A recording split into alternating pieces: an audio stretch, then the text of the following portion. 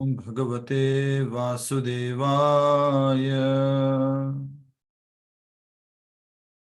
ओम नमो भगवते वासुदेवाय।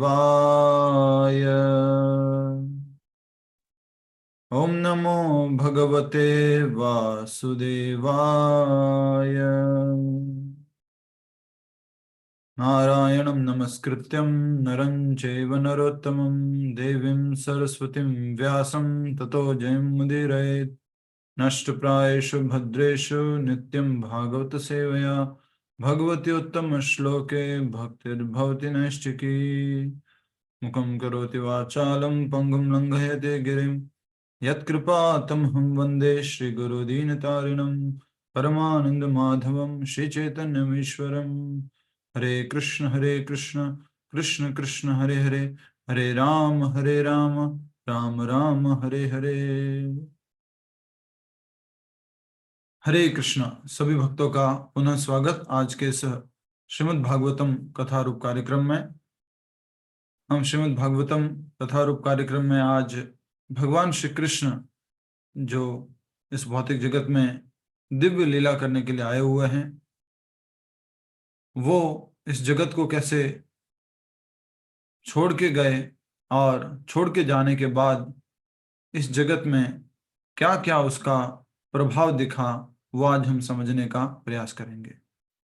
जैसे भगवान धरती पर आए थे, धर्म अर्थात जो बैल का रूप धारण करके ब्रह्मा जी के पास गया था, और पृथ्वी जो एक गाय का रूप धारण करके ब्रह्मा जी के पास गई थी, और उन दोनों ने ब्रह्मा जी से प्रार्थना की थी कि हमारे धरती का बोझ कम कीजिए, धर्म की बहुत हानि हो रही है, उसको आप सही कीजिए।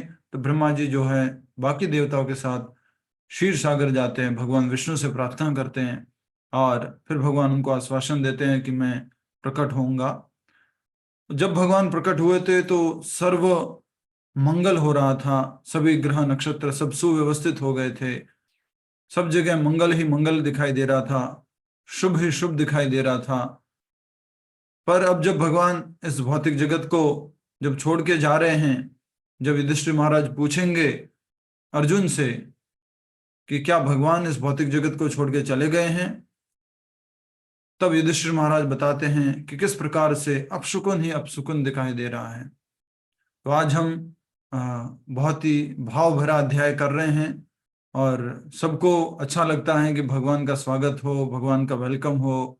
लेकिन इस अध्याय में भगवान के जाने पर किस प्रकार से सब जगह अमंगल के लक्षण दिखाई दे रहे थे, सब जो है दुखी हो रहे थे, और किस प्रकार धीरे धीरे धीरे सब कुछ कम होता गया, खुशहाली आनंद सब कम होता गया, वो आज हम देखने का प्रयास करेंगे, समझने का प्रयास करेंगे। उसी प्रकार अगर हमारे जीवन में भगवान है तो हमेशा खुशहाली है। मैंने कुछ दिनों पहले लिखवाई थी एक लाइन, अगर आपको याद होगा, किसी भी घर में अगर कृष्ण भावनामृत का अभ्यास नहीं होता है तो वो घर सूखा है, शुष्क है, नीरस है। उसी प्रकार हमारे हृदय में अगर भगवान की भक्ति का वास नहीं है, भगवान का वास नहीं है, तो हमारा जीवन भी नीरस है। तो आइए आज का ये अध्याय हम शुरू करते हैं।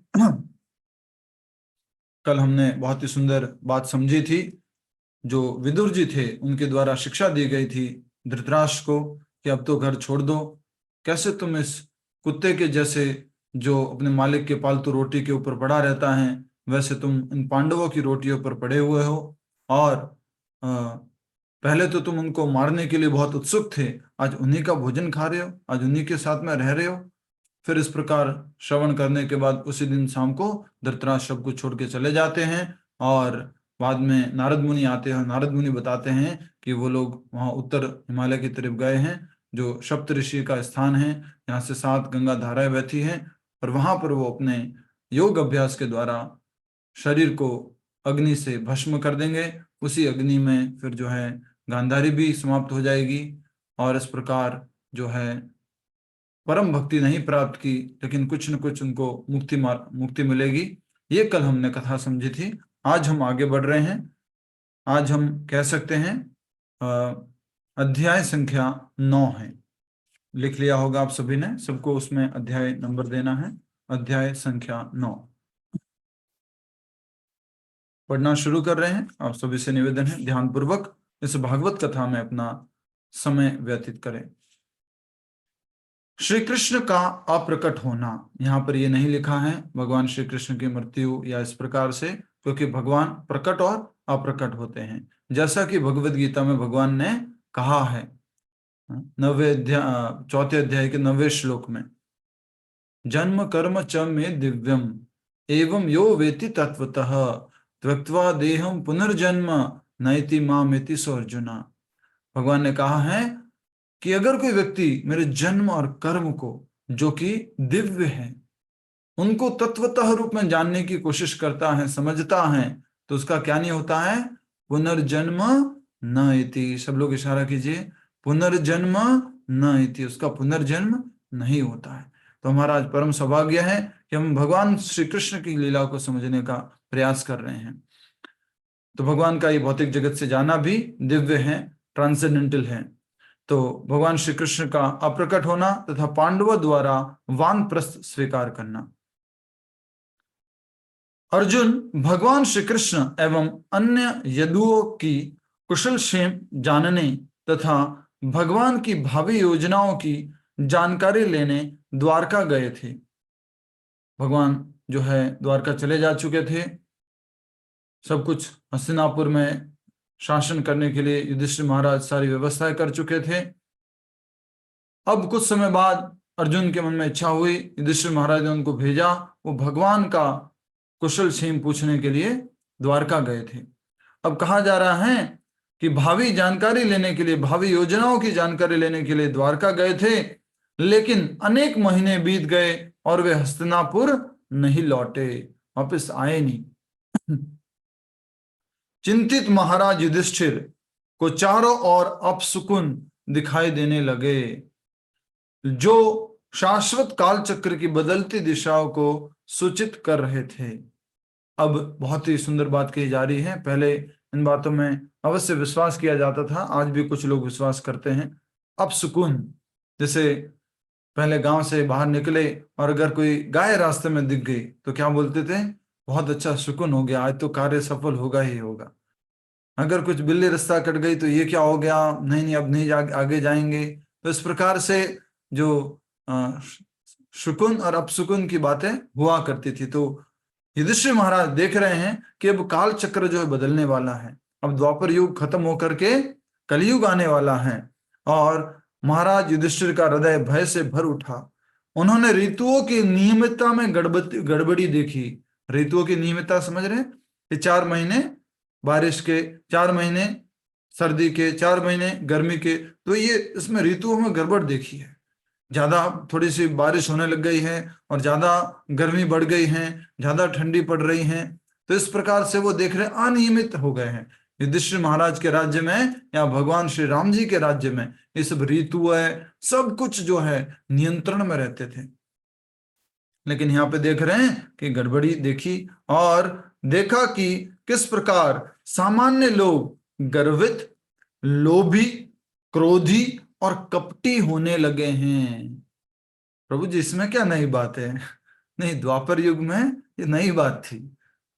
लोग जो हैं गर्वित, घमंडी और लोभी, क्रोधी और कपटी होने लगे हैं। धीरे धीरे लोगों के अंदर ये सब अवगुण आने लगे हैं। ऐसा युधिष्ठिर महाराज को अपशकुन दिखाई दे रहा है।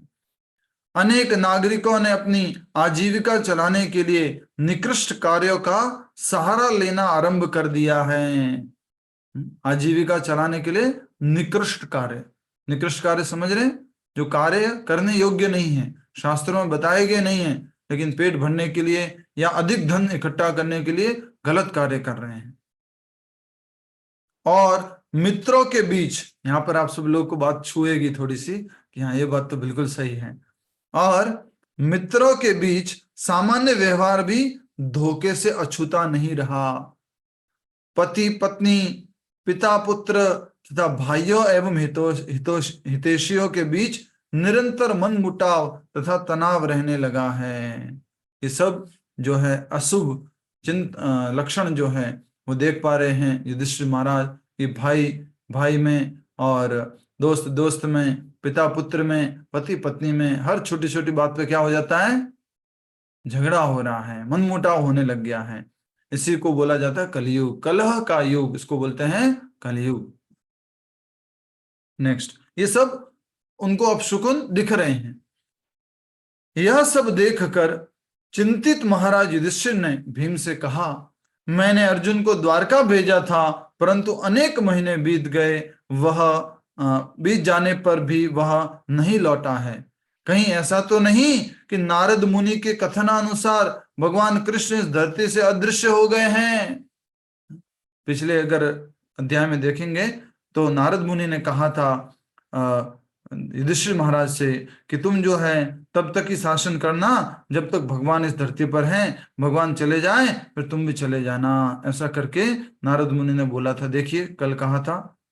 हाँ, देख पा रहे हैं आप लोग? यस।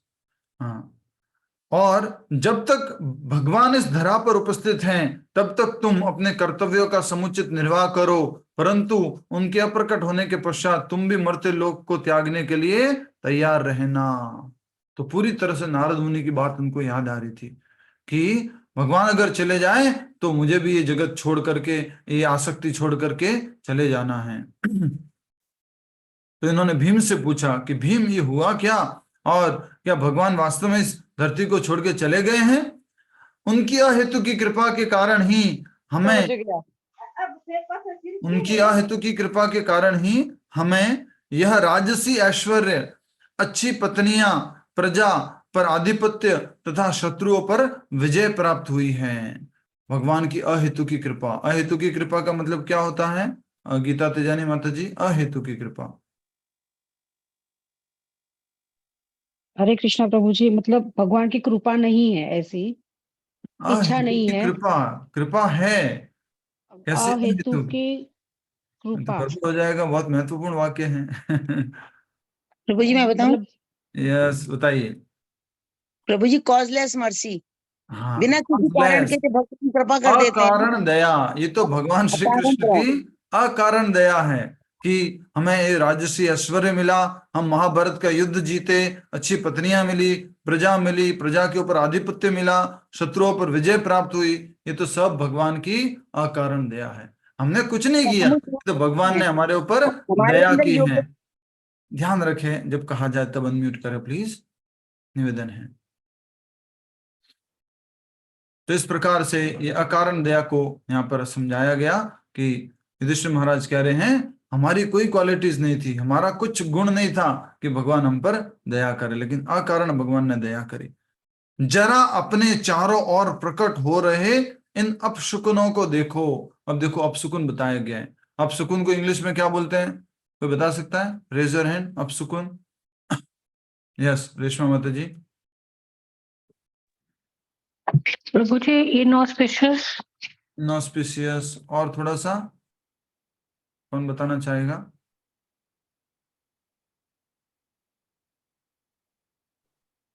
यस, विनोता माता जी, बिल्कुल ठीक है।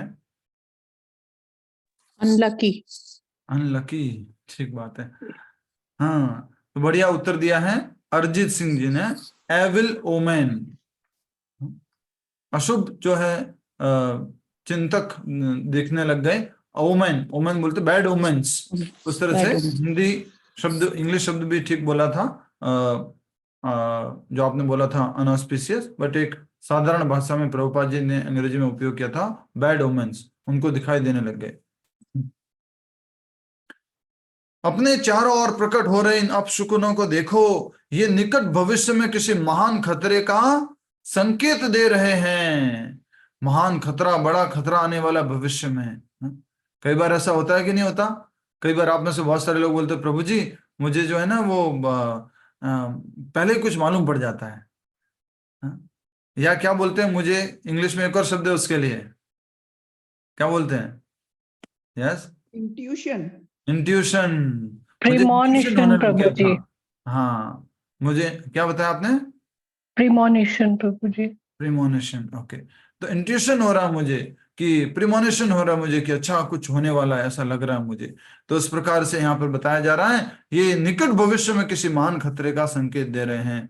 मेरे शरीर के बाएं अंग फड़क रहे हैं और मेरा हृदय भय से भरा है। देखो किसी प्रकार मादा भेड़िया उगते सूरज की ओर मुख करके अग्नि उगल रही है। भेड़िया ऐसा कहते थे, चिल्लाता था, उसके आग मुख में से आग आती थी। पर कब? अभी रात्रि को। पर ये तो उल्टा हो रहा है, सूर्य उग रहा है उस टाइम सामने से वो जो है अग्नि उगल रही है। भेड़िया कुत्ते निर्भीकता से मुझ पर भौंक रहे हैं, गाय मेरी बाई ओर से जा रही हैं, जबकि अन्य गधे जैसे निकृष्ट प्राणी मेरी परिक्रमा कर रहे हैं। मुझे देखकर मेरे घोड़े मानो रो रहे हैं। उल्लुओं और उनके शत्रु कौवों की चित्कार से मेरा हृदय दहल रहा है। ये सब क्या है? बैड ओमेन्स, इनऑस्पिशियसनेस, अलग अलग अशुभ जो है उनको संकेत दिखाई दे रहे हैं। मुझे तो पूरा विश्व ही कंपायमान गोचर हो रहा होता है। बादल विहीन आकाश में तेज बिजली गरज रही है। बिजली कब गरजती है? जब बादल होते हैं। बादल विहीन आकाश में तेज बिजली गरज रही है। भयंकर तूफान के कारण चारों दिशाएं धूमिल हो गई हैं। सर्वत्र अंधकार व्याप्त हैं। जब मैं आकाश में देखता हूं तो लगता है मानो सितारों के झुंड परस्पर लड़ रहे हैं। नदियां, सरोवर और मन, ये सब अशांत और व्याकुल हैं।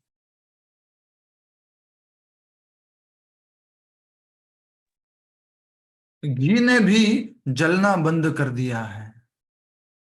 घी जलता है, अग्नि में स्वाहा करते हैं, आग लगती है, दीपक लगाते हैं, लेकिन इतने अशुभ चिंतक दिख रहे, संकेत दिख रहे हैं कि घी ने भी जलना बंद कर दिया है। किस कारण से? क्या कारण हो सकता है? किस कारण के सिम्टम दिखाई दे रहे हैं? यस, हरि बोल।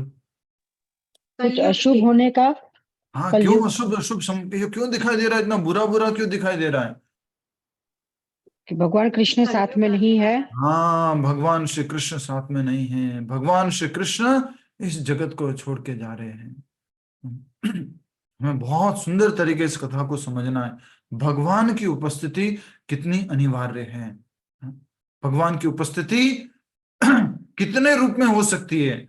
आप में से याद होगा किसी को, ऋषियों ने जब 6 प्रश्न पूछे थे तो छठा प्रश्न क्या था? ऋषियों ने, जो शौनक आदि ऋषि थे, उन्होंने 6 प्रश्न पूछे थे। छठा प्रश्न क्या था?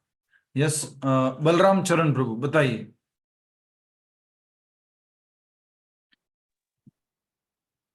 भगवान की अनुस्मृति में हमें सच्चा धर्म कहाँ मिलेगा, या धर्म में किसकी शरण लिए? यस, भगवान की अनुपस्थिति में सच्चा धर्म कहाँ मिलेगा या धर्म ने किसकी शरण ली है? तो हमें उत्तर मालूम पड़ गया था कि भगवान दोबारा से आ गए हैं। किस रूप में आए हैं? ग्रंथ अवतार लेके श्रीमद् भागवतम के रूप में आ चुके हैं। अब ग्रंथ अवतार भी हैं और साथ ही साथ विशेष कृपा करने के लिए भगवान अपने नाम अवतार में भी आ गए हैं, नाम संकीर्तन अवतार में भी आ गए हैं, जो श्रीमद् भागवत में ही लिखा है कि भगवान का नाम संकीर्तन करना चाहिए। तो यहां पर जो हम बात पढ़ रहे हैं कि युधिष्ठिर महाराज को अलग अलग प्रकार के ये अशुभ जो संकेत दिख रहे हैं, ये भगवान के जाने के कारण, भगवान के छोड़ जाने के कारण दिखाई दे रहे हैं। और जिस प्रकार से कलयुग में ये सब अशुभ चिंतन, अशुभ संकेत हर जगह व्याप्त हैं, लेकिन इस बीच में फिर से भगवान ने अवतार लिया है। किस रूप में अवतार लिया भगवान ने? हरे कृष्ण कृष्ण कृष्ण हरे हरे, हरे राम राम राम हरे हरे। भगवान ने फिर से हरि नाम संकीर्तन, हरि नाम के रूप में, इस महामंत्र के रूप में अवतार लिया है। तो अगर आप चाहते हो कि आपके जीवन में अशुभ चिंतक न, अशुभ संकेत ना हो, तो आप इस भगवान को नाम रूप में हमेशा अपने साथ में रखें, ग्रंथ रूप में हमेशा भगवान को अपने साथ में रखें, विग्रह रूप में भगवान को हमेशा अपने साथ में रखें। हर समय भगवान आपके साथ में रहेंगे। हरे कृष्णा। आगे। हाँ, हमारे ऊपर काल की यह कौन सी घड़ी आई है, गाय दूध नहीं दे रही हैं और खड़े खड़े केवल आंखों से अश्रुपात कर रही है। आज भी यही हालत है गायों की, रो रही हैं, कचरा खा रही हैं, खाने को कुछ नहीं है, पेपर खा रही है, बहुत बुरी स्थिति है। मंदिर में श्री विग्रह भी रोते हुए अपने पसीने से लथपथ प्रतीत हो रहे हैं। और देखिए, मंदिर में श्री विग्रह अर्थात मंदिर में भगवान भगवान विग्रह रूप में, मूर्ति रूप में ऐसे प्रतीत हो रहे हैं कि वो रो रहे हैं, पसीने से लथपथ हो रहे हैं, बिल्कुल इच्छा नहीं है उनकी उस मंदिर में रहने की, कोई सेवा करने वाला नहीं है, उनको लोगों की मानसिकता देख करके अच्छा नहीं लग रहा है, तो लगता है कि वे मंदिर छोड़कर जा रहे हैं। श्री विग्रह भी अब तो छोड़ के जा रहे हैं, अब तो भगवान क्या चले गए, साथ साथ में उनके विग्रह भी जा रहे हैं। नगर, गांव और खेत खलिहान सुंदरता और सुख से विहीन हो चुके हैं। मेरे विचार में इस संसार में आज अपना कोई महान सौभाग्य खो दिया है। इस पृथ्वी ने, इस संसार ने कुछ महान सौभाग्य खो दिया। जो भगवान अपने चरणों के द्वारा इस पृथ्वी पर घूमते थे, उस पृथ्वी को सौभाग्य विहीन कर दिया है, भगवान छोड़ करके चले गए हैं। ऐसा कहते हैं कि सबसे ज्यादा जो संग मिला था ना, सबसे ज्यादा संग मिला था इस जगत में किसी को, वो थी पृथ्वी। न तो गोपियां थी, न ग्वालवाल थे, न ही नंद बाबा यशोदा मैया, न ही वृंदावन वासी, न ही द्वारका वासी। सबसे अधिक संग किसको मिला? पृथ्वी को। जहां पर भी गए पृथ्वी तो थी वहां पर, और उसके ऊपर चल रहे थे भगवान। और बुलाने के लिए भी कौन गई थी? पृथ्वी ही गई थी। इसलिए सर्वाधिक संग भगवान ने अपने चरणों के माध्यम से इस भूमि देवी को दिया। नेक्स्ट।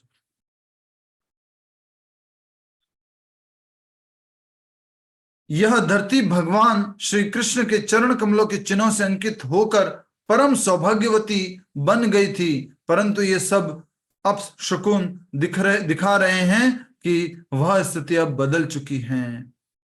उसी समय अर्जुन द्वारका से लौट आए। जब ये बातें हो रही हैं, युधिष्ठिर महाराज भीम से ये बात कर रहे हैं, उसी समय कौन लौट कर आ गए? अर्जुन। और अर्जुन कैसे लौट कर आए होंगे? हरि बोल, मैं आ गया, द्वारका से आ रहा हूं, आप लोगों के लिए प्रसाद लाया हूं। ये स्थिति में है। देखिए अर्जुन की क्या स्थिति है। उसी समय अर्जुन द्वारका से लौट आए। जैसे ही उन्होंने महाराज युधिष्ठिर को प्रणाम किया, महाराज उसके पीले चेहरे पर अभूतपूर्व निराशा के चिन्हों को स्पष्ट पढ़ पा रहे थे।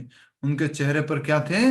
निराशा के अभूतपूर्व, पहले कभी ये निशान नहीं दिखाई दिए। महाभारत का युद्ध हो रहा था तो भी ऐसे निशान नहीं दिखाई दिए, लेकिन अब जो चिन्ह दिख रहे हैं वो स्पष्ट पढ़ पा रहा हूं। बहुत चिंता है, बहुत ही निराशा की बात है। अर्जुन का सर नीचे झुका था और उसके कमल सदृश नेत्रों से निरंतर अश्रुपात हो रहा था। अगर कोई किसी के जाने की खबर लेके आया है, पहले जब एक गांव से दूसरे गांव, तीसरे गांव, चौथे गांव जब ऐसे संदेश भिजवाया जाता था कि वो चले गए हैं, उनके जो बैठक है उसमें आना है, तो जाने वाला भी जो है रोते रोते बोलता था सबको। तो निरंतर अर्जुन के आंखों से अश्रुपात हो रहा है, सिर नीचे झुका हुआ है, चेहरे पे जो है निराशा के निशान दिखाई दे रहे हैं। नारद मुनि की भविष्यवाणी का स्मरण करते हुए युधिष्ठिर ने अपने छोटे भाई से पूछा। पहले किससे पूछा था? भीम से। एक बार इशारा कर दो सभी लोग जो जाग रहे हैं, सभी लोग इशारा करो। किससे पूछा? पहले इशारा कीजिए। भीम से या फिर भीम से। अब किससे पूछ रहे हैं? अर्जुन से। क्या पूछा देखिए। अर्जुन, कृपया बताओ कि मधु, भोज, दशार, आर्ह, सात्वत, अंधक और यदुवंश के हमारे समस्त मित्र एवं सगे संबंधी कुशलता पूर्वक अपना समय व्यतीत कर रहे हैं ना? वो सीधा नहीं पूछ रहे भगवान श्री कृष्ण के बारे में। क्यों? क्योंकि उनको विश्वास नहीं, भगवान नहीं जाएंगे, भगवान हमें छोड़ के नहीं जाएंगे। शायद जो अर्जुन तुम दुखी हो ना, हाँ इसलिए ना, क्योंकि अंधक देश के लोग जो और यदुवंश के लोग हैं और भी कुछ भोज वंश के लोग हैं, वो लोग ठीक हैं, थोड़ा क्या परेशान है, कैसे हैं? ऐसे करके युधिष्ठिर महाराज ने पूछा। क्या क्या मेरे नाना शूरसेन, मेरे मामा वसुदेव, भगवान बलराम, हृदिक और उनके पुत्र कृतवर्मा, कंस के पिताजी उग्रसेन और सुसेन, चारुदेशन, सांब और ऋषभ सहित श्री कृष्ण के अन्य सब पुत्र सकुशल तो है ना? अब देखिए, भगवान श्री कृष्ण अपने मित्रों एवं परिजनों के साथ मिलकर द्वारका में आनंद पूर्वक तो है ना? ऐसा करके पूछ रहे हैं। प्रिय अर्जुन, क्या तुम्हारा ठीक स्वास्थ्य है? क्या तुम्हारा स्वास्थ्य ठीक है? कुछ प्रॉब्लम तो नहीं है? तुम रो क्यों रहे हो? इतना निराश क्यों दिख रहे हो? तुम्हारे शरीर की सारी कांति क्षीण क्यों प्रतीत हो रही है? जो तेज था तुम्हारे शरीर में वो बिल्कुल खत्म सा क्यों दिख रहा है? क्या हो गया?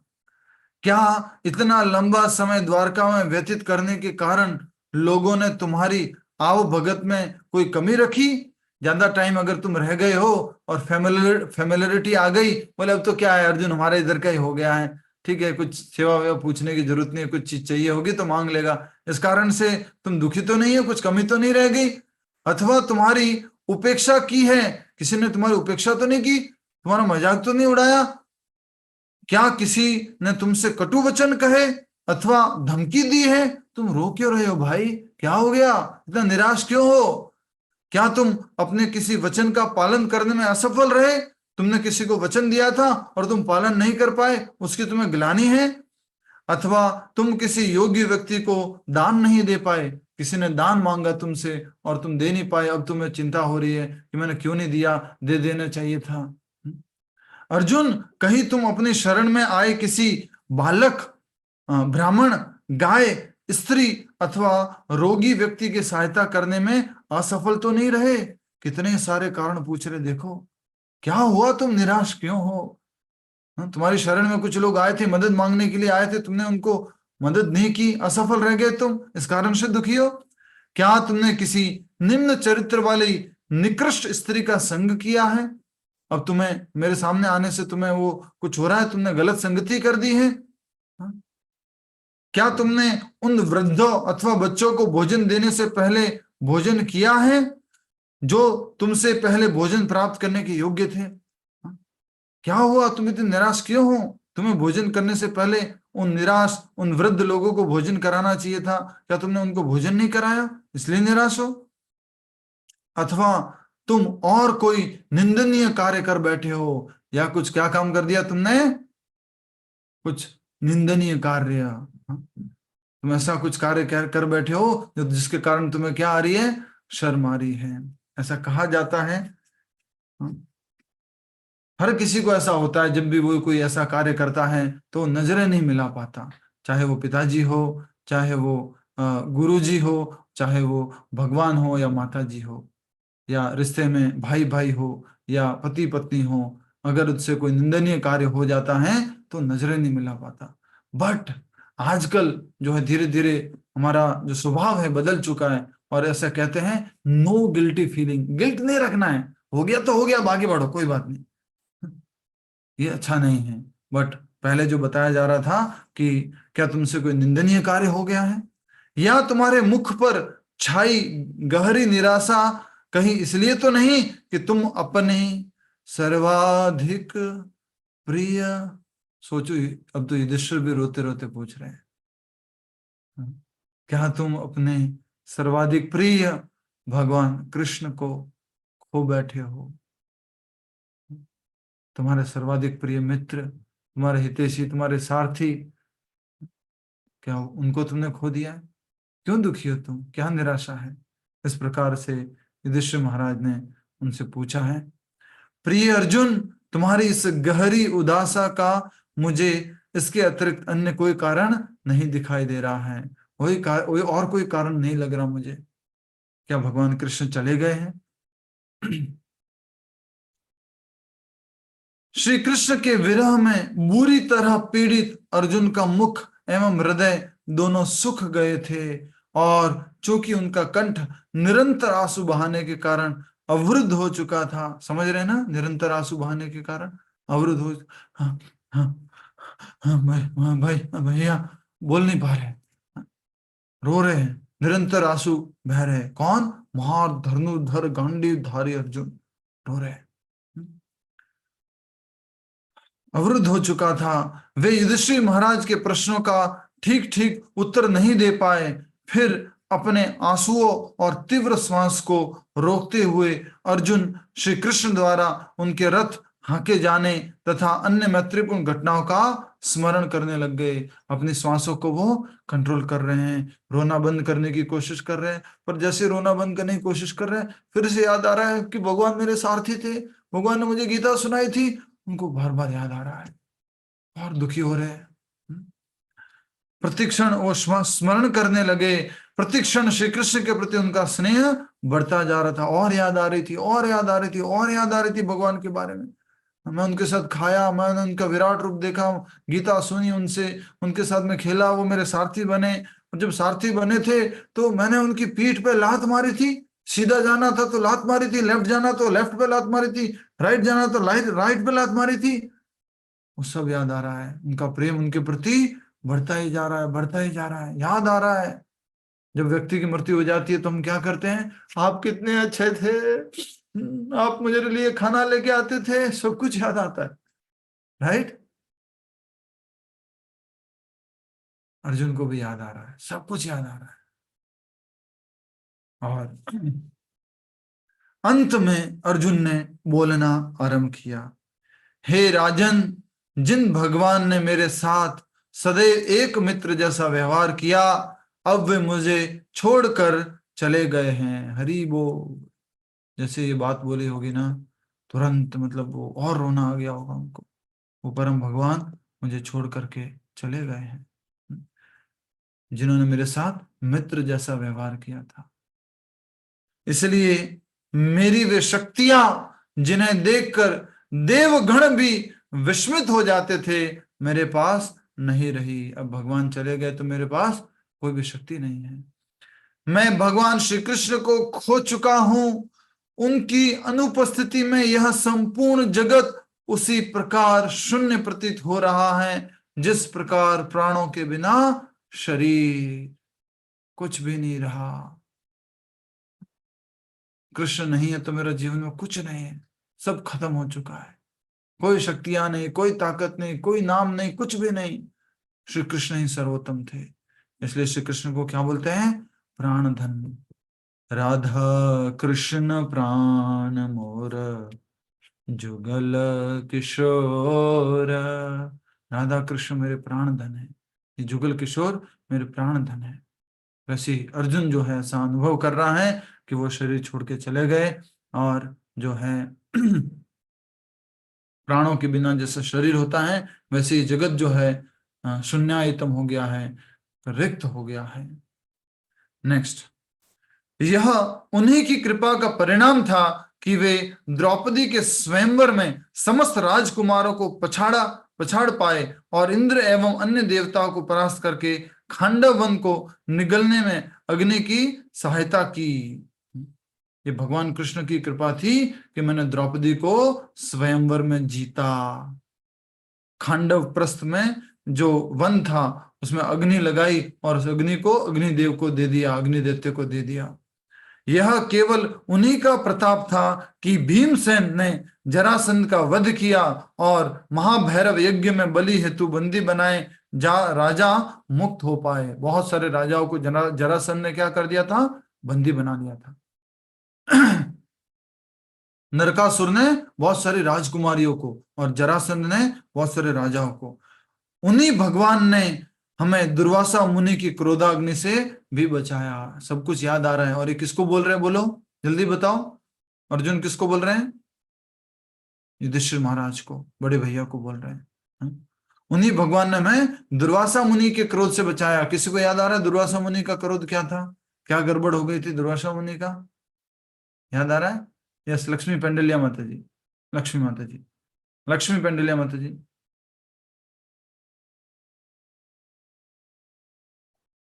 मैंने रिक्वेस्ट भेजा है माता जी। Yes yes.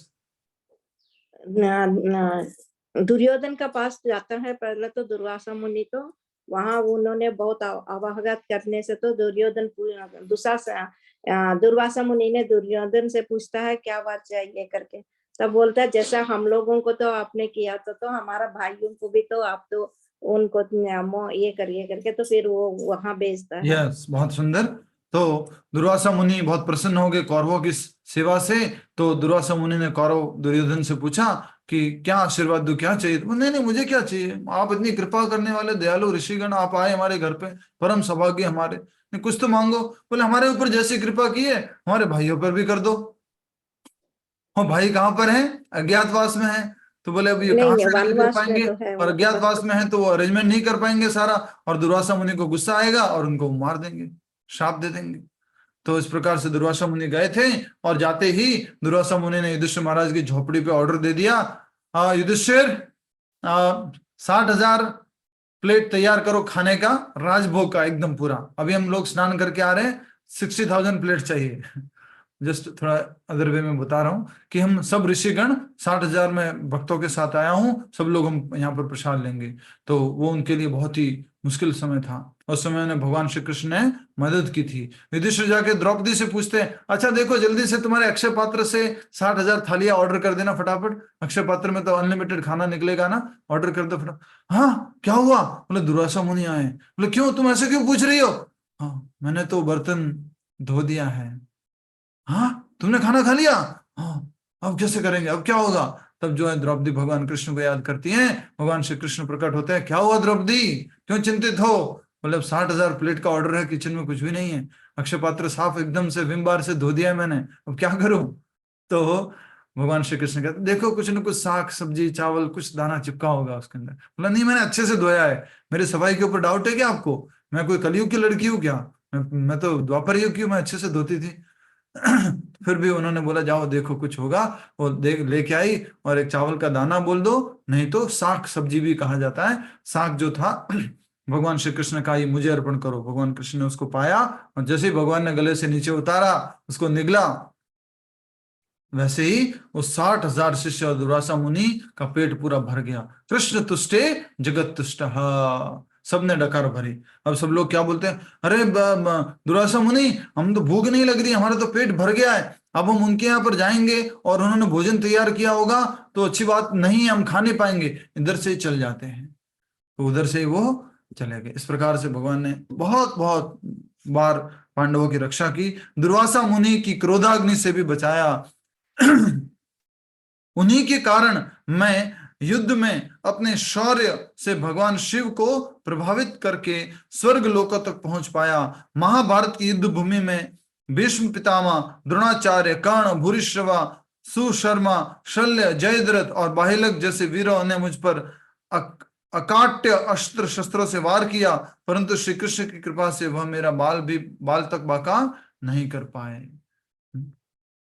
कई बार हमें घमंड हो रहा है, होता है कि मैं क्वालिफाइड हूं, मैं कर सकती हूँ, मैंने किया है, मैं कर सकता हूँ। अर्जुन देखो कितने विनम्र भाव से बोल रहे हैं कि जो कुछ भी किया मैंने, युद्ध किया, मारा सबको, वो सब भगवान श्री कृष्ण की कृपा से हो पाया, अन्यथा ये संभव नहीं था। नेक्स्ट देखिएगा। राजन, भगवान श्री कृष्ण और मैं, हम दोनों एक साथ खाते थे, सोते थे और खाली समय में एक दूसरे के साथ जीवन का आनंद लेते थे। कई बार हम एक दूसरे के सामने अपनी वीरता की डिंगे हाँकते थे। ये बोलते बोलते उनकी आंखों से आंसू आ रहे। किनकी आंखों से? अर्जुन के। किसको सुना रहे हैं? युधिष्ठिर महाराज को। और यदि कृष्ण स्वयं को बढ़ा चढ़ाकर बताते तो मैं व्यंग करते हुए कहता, ओ मित्र तुम बिल्कुल सच कह रहे हो। अपने आप को बढ़ा चढ़ा करके बोलते थे, मैं थोड़ा व्यंग कसता था। जिस प्रकार एक सच्चा मित्र अपने मित्र को क्षमा कर देता है, परस्पर घनिष्ठ संबंध होने के कारण भगवान मेरे उन तुच्छ वचनों का बुरा नहीं मानते और मुझे क्षमा कर देते थे। भगवान क्षमा कर देते थे। जब वे कोई मजाक करते तो उनका मुख सुंदर दिव्य मुस्कान से सुशोभित हो जाता था और अत्यंत मधुर प्रतीत होता। उनकी उन सब बातों का स्मरण करके मेरा हृदय दुख के अनंत सागर में डूबा जा रहा है और दुखी हो रहा हूं। उनकी सब बातों को याद करके और दुखी होता जा रहा हूं। एक बात बताइए, जो भौतिक व्यक्ति जो होते हैं, अपने सगे संबंधी होते हैं, उनके जाने पर आध्यात्मिक व्यक्ति को दुख नहीं करना चाहिए। लेकिन भगवान के शुद्ध भक्त कोई चले जाए, भगवान का भक्त कोई चला जाए, या स्वयं गुरुदेव चले जाए, तो हमारे अंदर ये दुख आना चाहिए, हमारे अंदर ये दुख प्रकट होना चाहिए। ये बात हमें समझनी होगी। सामान्य व्यक्ति अगर कोई जगत छोड़ के जाता है, कोई बात नहीं, एक साधारण सा दुख होता है, लेकिन एक शुद्ध भक्त के जाने पर बहुत अत्यधिक दुख होता है। आगे देख रहे हैं, उनके विरह में मुझे अपना हृदय सूना दिख पड़ता है, जब मैं उनकी रानियों को हस्तिनापुर से ला रहा था। ये हिंदी में, मारवाड़ी में कहावत भी है। आप में से किसी भक्त से निवेदन करूंगा कि कहावत इस गाने को मुझे सुनाए, इस कथा के अंदर। वही भिलनी, वही बाण, वही रथ, कुछ इस तरह से ये था, कहावत है, सुनाइएगा। अपना हृदय सूना दिख पड़ता है जब मैं उनकी रानियों को हस्तिनापुर ला रहा था, तो ग्वाल डाकुओं के एक समूह ने मुझ पर आक्रमण करके मुझे परास्त कर दिया। मैं वही अर्जुन हूं, मेरा रथ भी वही था, वही घोड़े थे और मेरे हाथों में वही गांडीव धनुष तथा बाण थे, परंतु भगवान श्री कृष्ण के अनुपस्थिति में सब कुछ शून्य हो गया। अर्थात में उस व्यक्ति से मैं हार गया। किसी को याद है ये लाइन भजन की? Please raise your hand. किसी को याद है भजन की लाइन? वही गांडी, वही धनुष, वही, नहीं याद है किसी को? तारा माता जी को याद है, बहुत सुंदर, बताइए। मेरी दादी जी बताते थे, बोले बिला लूटी गोपनी वही अर्जुन वही बाण, ऐसा। यस, वही भीला, कोई भीला लूटी रानियों के लिए बोला जा रहा है, और वही अर्जुन, वही बाण, वही गांडीव, इस तरह से बहुत सुंदर इसका एक भजन था। तो यहाँ पर हम समझ रहे हैं कि बहुत सुंदर ये भागवतम में श्लोक भी है। वही अर्जुन है, वही गांडीव धनुष है, वही सारी उसके अंदर शक्ति है, लेकिन फिर भी वो किससे नहीं जीत पा रहा है? एक डाकू से जीत नहीं पा रहा है। जब भगवान श्री कृष्ण चले गए थे और उनको जिम्मेदारी दी, भगवान श्री कृष्ण ने किसको जिम्मेदारी दी थी? अर्जुन को, कि मेरी जो रानियां हैं उनको तुम कहां लेके चले जाओ? हस्तिनापुर लेके चले जाओ, वहां अपने संरक्षण में उनकी सेवा करना, लेके चले जाओ। लेकिन वो जब लेके जा रहे थे तो रास्ते में एक डाकू आता है। डाकू बोलता है कि अगर तुम्हें यहां से आगे जाना है तो तुम्हें मेरे साथ युद्ध करना होगा, और अर्जुन युद्ध करता है उनके साथ और हार जाता है, और वो डाकू उन रानियों को लेके चले जाते हैं। अब देखते हैं वो डाकू कौन थे। ठीक है, हरि बोल। मैं वही अर्जुन हूं, मेरा रथ भी वही था, वही घोड़े थे और मेरे हाथों में वही गांडीव धनुष तथा बाण थे, परंतु भगवान श्री कृष्ण की अनुपस्थिति में सब कुछ शून्य हो गया। हे राजन, जहां तक द्वारका वासियों का प्रश्न है, मैं आपको बताना चाहूंगा कि ब्राह्मणों के शाप के कारण वे चावल से बनी एक सूरा पीकर मदमत्त हो गए और आपस में लड़कर एक दूसरे का वध कर दिया। ये भगवान की लीला थी कि जो उनके साथ में उनके बच्चे वगैरह थे, यदुवंशी जो थे, वो आपस में एक दूसरे को लड़ करके समाप्त कर दिए। एक ऋषि का श्राप भी था। उन्होंने क्या किया था? पोतों ने, भगवान श्री कृष्ण के पोतों ने, वो जो है खेल रहे थे, एक ऋषि जो है वो ध्यान में बैठे हुए थे। उन्होंने सोचा ऋषि के साथ मजाक करते हैं, उन्होंने पेट के अंदर एक बॉल को डाला, पेट के पीछे कपड़े से जो छुपा दी बॉल को, और एक लड़का था, उसको लड़की प्रस्तुत करके ऐसा बोला, ऋषि ऋषि आप बताइए ना, ऋषि ऋषि बताइए ना। बोले क्या बताना है?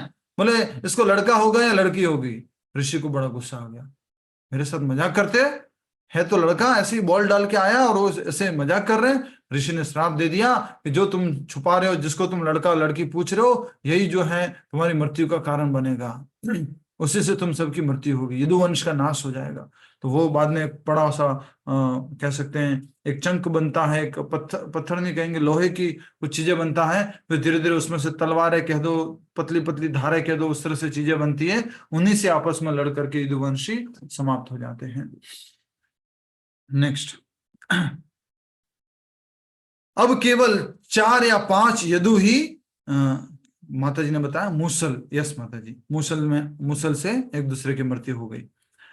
अब केवल 4 या 5 यदु ही जीवित शेष हैं, परंतु मैं जानता हूं कि यह सब भगवान की ही इच्छा का परिणाम है। जिस प्रकार बड़ी मछली छोटी को निगल जाती हैं, उसी प्रकार भगवान ने पृथ्वी के बोझ को कम करने के लिए शक्तिशाली यदुओं के द्वारा कम शक्तिशाली यदुओं का विनाश करवा दिया। ये सब भगवान की ही परिस्थिति थी। भगवान ने क्या कहा, मेरे जाने के बाद ये यदु आए थे, मेरे आने के बाद ये यदु आए थे, अब मेरे जाने से पहले इनको वापस चले जाना है। ये देवता गण वगैरह जो मेरी लीला में भाग लेने के लिए आए थे, इनको वापस चले जाना है। तो भगवान की ये लीला थी। नेक्स्ट कहा जा रहा है कि भगवान ने उन शक्तिशाली यदुओं के द्वारा कम शक्तिशाली यदुओं का विनाश करवा दिया। भैया मैं अब उन उपदेशों का आश्रय लेना चाहता हूं जो युद्ध भूमि में मुझे भगवान श्री कृष्ण ने दिए थे, क्योंकि मैं जानता हूं कि मेरे धधकते हृदय के लिए वही एकमात्र औषधि है। हरि बोल। एक बार बोल दो जोर से, किसकी बात की जा रही है? इशारा करके बता दो आसपास, अगर कुछ वो पढ़ा है तो। किसकी याद कर रहा है अर्जुन? आसपास वो ग्रंथ पढ़ा है तो इशारा करके दिखा दो जल्दी से। दिखाओ दिखाओ। नहीं, ये नहीं। भगवत गीता। अरे ऐसे क्यों कर रहे हो? युद्ध भूमि में भागवतम थोड़ी ना सुनाई थी, युद्ध भूमि में गीता सुनाई थी। भैया अब उन उपदेशों का आश्रय लेना चाहता हूं जो युद्ध भूमि में मुझे श्री कृष्ण ने दिए थे, क्योंकि मैं जानता हूं कि मेरे धधकते हृदय के लिए वही एकमात्र औषधि है। तो आज के बाद आपको कभी लगे कि आप बहुत परेशान हैं, व्यथित हैं, चिंताग्रस्त हैं, हृदय सूखा सूखा हो गया है, अग्नि जल रही है हृदय के अंदर, गीता पढ़ लेना। अर्जुन भी कह रहा है मैं उसको याद करना चाहता हूँ। तो ऐसा नहीं होता कि गीता एक बार पढ़ ली और उसके बाद में उसको पैक कर ली और उसको लाल कपड़ा चढ़ा दिया और उसको फिर मंदिर में रख दिया, फिर उसकी हम आरती करते हैं। उसको हर समय हमें साथ रखना है, पढ़ना है। और इसी बात को भगवत गीता में संजय भी कहते हैं, ऋष्यामि पुनः पुनः। मुझे उन वचनों को याद करके बार बार खुशी हो रही है, बार बार आनंद आ रहा है जो भगवान श्री कृष्ण ने अर्जुन को कहे थे। तो अर्जुन कह रहा है अब इस धधकते हृदय के लिए वही एकमात्र औषधि है, एकमात्र दवाई है। विष्णु पुराण एवं ब्रह्म पुराण में निम्नलिखित वर्णन पाया जाता है। एक समय स्वर्ग की सुंदर अप्सराओं ने अपनी सेवा से अष्टावक्र मुनि को प्रसन्न कर दिया और बदले में मुनि ने उन्हें वरदान दिया कि भावी जन्म में वे भगवान श्री कृष्ण उनके पति बनेंगे। स्वर्ग की अप्सराओं ने अष्टावक्र मुनि को प्रसन्न किया था और प्रसन्न करने के बाद क्या किया, उनसे वरदान मांगा। तो वरदान में क्या दिया कि भावी जन्म में भगवान श्री कृष्ण उनके पति बनेंगे। ध्यान से सुनिएगा। अष्टावक्र मुनि का शरीर 8 स्थानों से टेढ़ा था और वे अत्यंत अजीब चाल चलते थे। इसे देखकर उनमें से कुछ युवतियां अपनी हंसी को रोक नहीं पाई। सोचो, पहले तो क्या ले लिया, आशीर्वाद ले लिया, अब क्या कर रहे हैं, अष्टावक्र की उन चाल के ऊपर हंस रहे हैं, मुस्कुरा रहे हैं। तो अष्टावक्र मुनि को, उन्हें हंसता देखकर मुनि क्रोध से आग बुबुला हो उठे और उन्होंने उन सब को शाप दिया कि भगवान की पत्नी बनने के बावजूद भी वे सब डाकुओं द्वारा अपहरण कर ली जाएगी। हाँ, भगवान की पत्नियां बनेंगी और हमारा अपहरण हो जाएगा, ये क्या होगा? वो तो बड़ा चिंता में पड़ गई। यह शाप सुनकर दुखी उन युवतियों ने अष्टावक्र को शांत करने के लिए अनेक प्रयास किए और अंत में उन्होंने फिर से उन्हें आशीर्वाद दिया कि अपहरण किए जाने के बाद पुनः उनका मिलन श्री कृष्ण से हो सकेगा। और किस रूप में अपहरण कौन किया है? डाकू ने किया है। आगे बात सुंदर लिखी गई। इसलिए अष्टावक्र मुनि के वचनों को रखते हुए भगवान श्री कृष्ण स्वयं उन डाकुओं का रूप लेकर आए और अपनी ही पत्नियों का अपहरण कर लिया। श्री राधे हरि बोल। भगवान श्री कृष्ण की पत्नियों के बारे में आगे क्या कहा जा रहा है देखिए। अन्यथा यदि कोई साधारण डाकू भगवान की पत्नियों को हाथ लगाने का प्रयास भी करता, वे सब रानियां तक्षण वहां से अंतर्धान हो जाती। जिस प्रकार से रावण सीता मैया को स्पर्श नहीं कर सका, उसी प्रकार से कोई भी भगवान की रानियों को स्पर्श नहीं कर सकता था। दूसरे शब्दों में, इस संसार से प्रस्थान करने के पश्चात भगवान श्री कृष्ण ने अपने भक्तों को अपने धाम वापस बुलाने के लिए अनेक प्रकार की परिस्थितियों का निर्माण किया।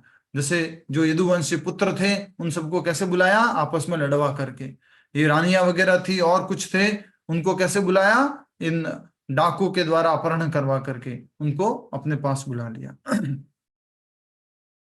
इस प्रकार अर्जुन ने भगवत गीता में दी गई भगवान की शिक्षाओं का बारंबार मनन करते हुए तथा हृदय में भगवान के चरण कमलों को धारण करके अपने मन को समस्त भौतिक कल्मशों से मुक्त किया। फिर क्या याद की? भगवत गीता। तो कोई छोड़ के चला जाता है तो क्या सुनाई जाती है? गीता। कोई शरीर नहीं है, आत्मा है। उसी प्रकार से अर्जुन भी अच्छे से स्मरण कर रहा है भगवान के संदेश को, मैं शाश्वत हूं। क्या अर्जुन को क्या हो रहा है स्मरण? ये स्मरण हो रहा है कि भगवान कभी समाप्त नहीं होते, भगवान शाश्वत हैं, हम सब उनके अंश हैं, शाश्वत अंश हैं, और वो अपनी मर्जी से इदा इदा ही धर्मस्य ग्लानिर्भवति भारत अभ्युत्थानम धर्मस्य तदात्मानं सृजाम्यहम्। हम अपनी मर्जी से जहां धर्म की ग्लानि होती है वहां जाते हैं और फिर से धर्म की स्थापना करते हैं, भक्त लोगों की रक्षा करते हैं, असुर लोगों का संहार करते हैं। वास्तव में अर्जुन कभी भी भगवान के उपदेशों को भूले नहीं थे, परंतु भगवान की विरह की गहन भावनाओं तथा भगवान की अंतरंगा शक्ति आत्म माया के प्रभाव से ऐसा प्रतीत हुआ कि वे भूल गए थे। सब कुछ याद था, लेकिन ऐसा प्रतीत हो रहा है कि वो भूल गए थे। जैसे ही महाराज युधिष्ठिर ने भगवान श्री कृष्ण के अंतर्धान होने तथा यदुवंश के विनाश का समाचार सुना, समाचार छोटा नहीं था, समाचार बहुत बड़ा था। जैसे पूरा समाचार समाप्त हुआ, उन्होंने अपना सर्वस्व त्याग कर भगवत धाम लौटने का निश्चय कर लिया। बोलो जय श्री राधे श्याम। सोचो युधिष्ठिर महाराज ने क्या डिसाइड किया? सर्वस्व छोड़कर, सर्वस्व। भगवान चले गए, नारद मुनि ने मुझे क्या बोला था, जब तक भगवान है तब तक अच्छे से शासन कर लेना, फिर तुम ये छोड़ देना। जैसे ही सुना अर्जुन से, जैसे ही अर्जुन का संदेश समाप्त हुआ, क्या किया उन्होंने? डिसाइड कर लिया, निश्चय कर लिया कि अब मुझे भी सब कुछ छोड़ करके जाना है। अर्जुन की बातों को सुनकर महारानी कुंती ने भी उसी प्रकार का दृढ़ निश्चय किया और वे भी एक चित्त से भगवान का चिंतन करने लगी। जिस दिन भगवान श्री कृष्ण ने इस पृथ्वी से अपनी लीला को समेटा था, उसी दिन से कली का प्रभाव बढ़ने लगा था और परिणाम स्वरूप अनेक अपशकुन प्रकट होने लगे थे। महाराज युधिष्ठिर इन सब सूक्ष्म बातों को समझने में अत्यधिक बुद्धिमान थे, इसलिए उन्होंने सर्वप्रथम अपने पुत्र परीक्षित का संपूर्ण पृथ्वी के एक क्षत्र सम्राट के रूप में राज्याभिषेक किया। सबसे पहला काम किया, बोले अब राजा कौन बनेगा? मैं सब कुछ छोड़ के चला जाऊंगा। तो पर उनके पोते कौन थे? पोते बोलो। राजा परीक्षित, उनको क्या बना दिया? राजा बना दिया, सम्राट बना दिया। तत्पश्चात उन्होंने अनिरुद्ध के पुत्र वज्र को सूरसेन का राजा बनाया, जिनकी राजधानी मथुरा रही। अर्थात ये स्थान जो मथुरा के ऊपर जो राजा राज्य करते थे, उग्रसेन, वो स्थान, उसको सूरसेन भी कहा गया उस स्थान को। तो वज्रनाभ को उस स्थान का राजा बना दिया। वज्रनाभ कौन है? जिन्होंने बाद में उत्तरा माँ से पूछ पूछ के भगवान कैसे दिखते हैं, बहुत सारी मूर्तियां बनवाई थी, बहुत सारे विग्रह बनवाए थे, और वही मूर्तियां आज स्थापित हैं। उन्हीं के आप दर्शन करते वृंदावन में। राधा गोविंद देव जी, गोपीनाथ जी, मदन मोहन जी, वही विग्रह है। नेक्स्ट, इसके बाद वानप्रस्थ आश्रम स्वीकार करने की तैयारी में महाराज युधिष्ठिर ने प्राजापत्य यज्ञ आरंभ किया। अब वानप्रस्थ ले रहे हैं, घर बार छोड़ के जा रहे हैं, तो उन्होंने प्राजापत्य यज्ञ किया। यज्ञ की समाप्ति होने पर उन्होंने अपने राजसी वस्त्र एवं आभूषण इत्यादि त्याग दिए और जीर्ण वस्त्र धारण कर लिए। जीर्ण वस्त्र मतलब पुराने वस्त्र, राजसी ठाट बाट ज्वेलरी ये वो सब कुछ त्याग दिया उन्होंने। और उन्होंने सब प्रकार के ठोस भोजन का परित्याग कर दिया, अपने बालों को खुला छोड़ दिया और स्वेच्छा से मौन व्रत धारण किया। एक पागल व्यक्ति के समान वेश बनाकर वे संसार की प्रत्येक वस्तु से निरासक्त हो गए, यहां तक कि अपने भाइयों से भी। और एक बहरे व्यक्ति के समान रहते हुए उन्होंने जानबूझकर सब कुछ सुनना बंद कर दिया। शारीरिक चेतना का पूरी तरह परित्याग करके तथा भगवान श्री कृष्ण के चिंतन में तल्लीन होकर महाराज युधिष्ठिर ने तुरंत उत्तर दिशा की ओर प्रस्थान किया। उन्होंने प्रजापति यज्ञ करा दिया, परीक्षित को राजा बना दिया, सारे आभूषण आदि जो है अलंकार भोग विलास सब त्याग दिया, और अब वो जो है एक अनसुने बहरे व्यक्ति के जैसे जो है उत्तर दिशा की ओर प्रस्थान कर दिए हैं, भगवान श्री कृष्ण के विचारों में तल्लीन होते हुए। आगे एक बहुत ही सुंदर शब्द आने वाला है, सब लोग ध्यान से सुनिएगा। कलयुग के पदार्पण को भापते हुए अन्य पांडवों ने भी अपने बड़े भाई के पद चिन्हों का अनुगमन किया। बाकी सब भाई भी युधिष्ठिर महाराज के पीछे पीछे चल दिए। भगवान श्री कृष्ण के चरण कमलों को अपने जीवन का सर्वोच्च लक्ष्य बनाकर उनका निरंतर चिंतन करते हुए वे भी युधिष्ठिर महाराज के पीछे पीछे चलने लगे। इस प्रकार स्मरण समाधि शब्द को अंडरलाइन कर लो। स्मरण समाधि अलग अलग समाधि है, मैं आपको बता चुका हूं। रूप समाधि, श्रवण समाधि, चिंतन समाधि, तो यहां पर है स्मरण समाधि। उनका ही ध्यान, उनका ही विचार, चल रहे हैं, पैदल चल रहे हैं, चलते जा रहे हैं, पर समाधि लगी हुई है, भगवान का चिंतन कर रहे हैं। इस प्रकार स्मरण समाधि में अंतरलीन होकर उन्होंने उसी देह में भगवान श्री कृष्ण के सर्वोच्च धाम गोलोक वृंदावन को प्राप्त किया। उसी देह में, इस बात को याद रखिएगा, उसी देह में, same body they went back to the Goloka, back to God, भगवान के धाम। इसलिए जब आप जाते हैं लास्ट में बद्रिकाश्रम, बद्रीनाथ धाम, वहां पर एक स्थान है स्वर्गारोहिणी, ऐसा कहते हैं कि पांडव लोग वहां से चल करके स्वर्ग में चले गए, लेकिन अल्टीमेटली कहाँ गए? गोलोक वृंदावन में, क्योंकि वो भगवान के शुद्ध भक्त थे।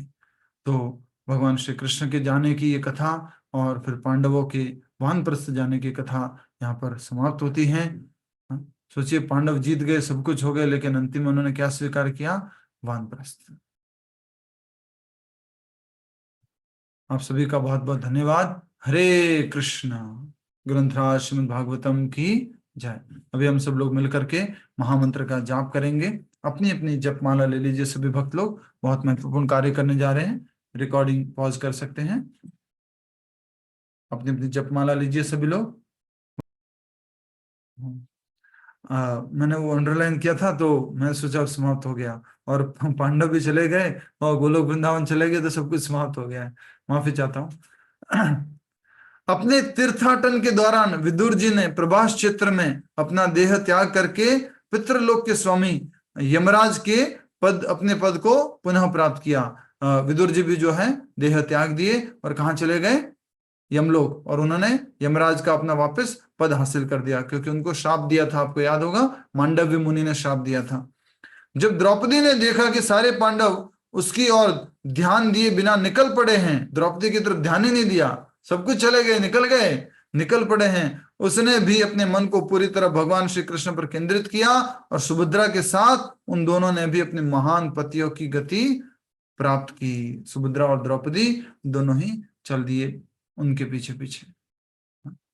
बहुत ही सुंदर बात है, याद दिलाने के लिए धन्यवाद प्रभु जी। हरे कृष्णा रखते हैं, और फिर से निवेदन करूंगा अपने मित्रों संबंधियों सबको इनवाइट करें कार्यक्रम के लिए। अधिक से अधिक मात्रा में सब लोग इस कथा में भाग लिया करें, रिकॉर्डिंग के भरोसे ना रहें। यस। तो प्रश्न है, अपना माइक अनम्यूट करने की फैसिलिटी हम आपको दे रहे हैं, आप अनम्यूट करके प्रश्न पूछ सकते हैं। यस। महाराज युधिष्ठिर के साथ तो उनके कुत्ते भी गए थे ना? हाँ, एक कुत्ता था जो उनके साथ साथ चल रहा था। बिल्कुल ठीक हाँ। बात है। जी, और कोई किसी का प्रश्न? हरे कृष्णा प्रभु। जी माता जी। हाँ प्रभु जी, ये बोलते हैं कि 50 इयर्स के बाद वानप्रस्थ लेना चाहिए, लेकिन आज के इस कलयुग में लेना मेरे को लगता है थोड़ा डिफिकल्ट है, तो उसके लिए क्या करना चाहिए? लेकिन घर छोड़ के तो जा नहीं सकते। बहुत अच्छा प्रश्न पूछा है कि कलयुग में ये घर छोड़ना, तो हमें ना देश काल परिस्थिति के अनुसार अपने गुरुदेव का आदेश पालन करना चाहिए। गुरुदेव श्रील प्रभुपाद जी का आदेश क्या है कि अभी आप घर पर रहते हुए, परिवार में रहते हुए अधिक से अधिक नाम जप भक्ति का अभ्यास कीजिए और छोड़ के मत जाओ। पति पत्नी दोनों जो हैं, आप तीर्थ स्थान पे जाओ, दर्शन करने के लिए जाओ और क्या कह सकते हैं, भक्तों की संगति करो और धाम वास किया करो। इस प्रकार से इसको प्रैक्टिकली प्रभुपाद जी ने अप्लाई करने का कहा है। कुछ समय बाद डिसाइड कर लो कि अब हम धाम में ज्यादा रहेंगे, घर में कम रहेंगे। फिर धीरे धीरे धीरे पूरी तरह से डिसाइड कर लो कि हम धाम में ही रहेंगे। प्रभुपाद जी ने नहीं बोला है कि पति को छोड़ दो, पत्नी को छोड़ दो, संन्यास ग्रहण कर लो, ये नहीं बोला प्रभुपाद जी ने। तो अपने गुरु के आदेश को समझना है प्रैक्टिकल। इसलिए प्रभुपाद जी ने ना एक एक चीज को पूरा प्रैक्टिकली हम सब लोगों को समझाया है। थैंक यू हरे प्रभु। कृष्णा। हरे कृष्णा। आप कहाँ से हैं माता जी? नए दिखते हैं आप। मुंबई से हूँ माता प्रभु जी। मुंबई से हैं, अच्छा, जी। बहुत बढ़िया, हरि बोल। और कोई भक्त लोग जिनका कोई प्रश्न है? प्रश्न नहीं है? हरे कृष्णा प्रभु जी। जी माता जी। प्रभु जी, वज्रनाभ किसके पुत्र थे? अनिरुद्ध के बेटे प्रद्युम्न, प्रद्युम्न के बेटे वज्रनाभ। जी अच्छा। भगवान श्री कृष्ण के प्रभु जी, अनिरुद्ध के बेटे प्रद्युम्न नहीं है, प्रद्युम्न के बेटे प्रद्युम्न के बेटे Aniruddha. Aniruddha. Yes, thank you माता जी। भगवान श्री कृष्ण, उनके बेटे प्रद्युम्न, उनके बेटे अनिरुद्ध और अनिरुद्ध के बेटे वज्रनाभ। सही बोला अब मैंने? या ठीक है, थैंक यू माता जी। हरे कृष्णा प्रभु जी। हरे कृष्णा। प्रभु जी, ये जैसे शुद्ध भक्त पंच पांडव थे, तो उनकी पूजा कहीं किसी क्षेत्र स्थान में होता है? अगर आप जाएंगे ना श्री केदारनाथ में जाएंगे तो वहां पर 5 पांडवों के विग्रह स्थापित हैं। 5 पांडवों को वहां पर घी या मक्खन से उनकी सेवा की जाती है। और भी बहुत सारे ऐसे ऐसे स्थान हैं जहाँ 5 पांडवों के मंदिर है। ओके प्रभु, थैंक यू जी, ठीक है। आप सबसे निवेदन करता हूँ, फिर से आग्रह करता हूँ, पूरा जोर के साथ में, शोर के साथ में इस ग्रंथ को समझें और जो पुरानी कथा है उनको याद करें, रिकॉर्डिंग सुने। यूट्यूब पे हर दिन एवरीडे वो अपलोड कर रहे हैं, हम सारी की सारी जो हैं बातें वहां पे डाल रहे हैं। स्वर्गारोहिणी स्थान क्यों चुना पांडवों ने? उन्होंने चुना नहीं था, वो वहां से गए इसलिए उसको स्वर्गारोहिणी बोला गया। हिमालय से होते हुए, ऊपर से होते हुए गए, इसलिए उनको उस स्थान को स्वर्गारोहिणी बोला गया।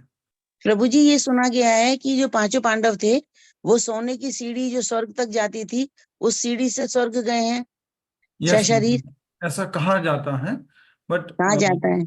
जी माता जी, इसलिए उसको स्वर्गारोहिणी बोला गया। द्रौपदी ने पहले शरीर छोड़ा तो द्रौपदी का स्थान वहीं पर बद्रिकाश्रम के जो माणा गांव है वहां पर कुछ स्थान बना हुआ है। फिर किसी ने 5 पांडव में से एक एक करते करते वो शरीर छोड़ते गए और वो आगे चलते गए, ऐसा कहा जाता है। प्रभु जी, हमने तो सुना युधिष्ठिर महाराज ही स्वर्ग गए थे, बाकी तो सब नीचे ही रह गए थे अलग अलग स्थान पे। यस मत, इसलिए मैं कह रहा हूँ कि वो शरीर छोड़ते गए, युधिष्ठिर महाराज आगे निकलते गए। पहले युधिष्ठिर अलग अलग महाराज कुछ, जो है, बस बस बस देखिए, देखो थोड़ा सा कुछ हो सकता है कॉन्ट्रडिक्शन। अभी हम यहाँ तक समझते हैं कि जो 5 भक्त है भगवान के, वो शुद्ध भक्त हैं, वो भौतिक दुनिया में नहीं रहते हैं, वो भगवान के धाम में ही रहते हैं, गोलोक वृंदावन में ही रहते हैं। हरे कृष्णा प्रभु जी। प्रभु जी, समाधि आपने बताई, श्रवण समाधि, स्मरण समाधि, उस बीच में एक और बताई थी। रूप समाधि या रूप ध्यान, श्रवण ध्यान, रूप ध्यान, स्मरण ध्यान, चिंतन ध्यान, जिससे कि हम हर समय भगवान का स्मरण कर पाए। हर समय अगर आप चलते फिरते, खाते उठते बैठते अगर उनको याद कर रहे हैं तो वो चिंतन समाधि है। चिंतन और स्मरण में कुछ अंतर? नहीं माता जी, कोई अंतर नहीं है, बराबर ये लगभग। उनकी लीलाओं का स्मरण करते हुए आप स्मरण करते जा रहे हो तो वो स्मरण समाधि है। हरे कृष्णा। हरे कृष्णा। तो भगवान श्री कृष्ण इस प्रकार से जगत को छोड़ करके चले गए हैं। युधिष्ठिर महाराज बहुत दुखी हो रहे हैं, और साथ ही साथ दुखी होने के बाद उन्होंने भी वानप्रस्थ स्वीकार कर लिया। पांचों पांडव भी वानप्रस्थ को चले गए। साथ में पीछे से द्रौपदी ने देखा मुझे तो बुला ही नहीं रहे, कोई पूछ भी नहीं रहे, वो भी जो है उनके साथ में चले गए हैं। सुभद्रा भी साथ में चले गए हैं। इस प्रकार यहाँ पर हमने देखा कि भगवान श्री कृष्ण का अप्रकट होना और पांडवों का वानप्रस्थ स्वीकार करना। ठीक है, सभी का बहुत बहुत धन्यवाद। हरे कृष्णा। श्रील प्रभुपाद की जय। हरे श्रीमद्